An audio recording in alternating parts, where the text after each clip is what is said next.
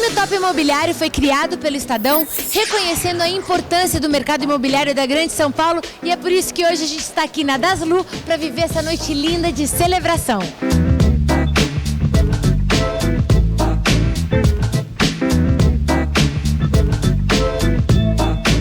A Cássia acabou de chegar aqui na festa, é um momento importante hoje, né? Com certeza. A gente vai ver quem são os premiados da noite.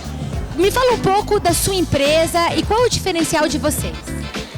Hoje, a Breve atua no mercado ajudando os grandes incorporadores a fazerem breves lançamentos. O que é isso?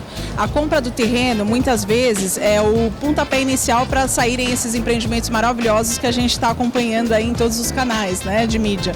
E a gente auxilia o grande incorporador, o pequeno e o médio a comprar os terrenos e fazer esses empreendimentos que a gente tanto gosta. Qual é a importância de estar aqui entre seus colegas, entre os melhores do Brasil? O que isso significa para vocês?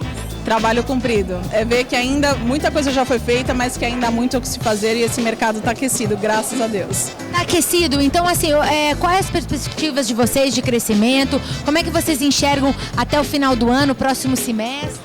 A gente percebe que, com relação ao ano passado, esse ano aqui está mais agitado com relação à compra de terrenos. Isso significa que vamos ter mais lançamentos, principalmente nos próximos um ano e meio.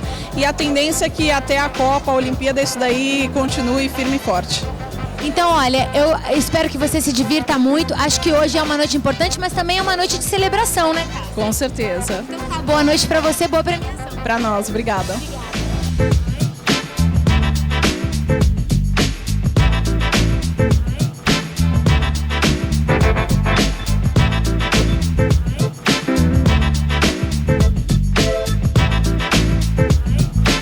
Esse foi o Prêmio Top Imobiliário, uma noite muito especial que a gente queria compartilhar com você.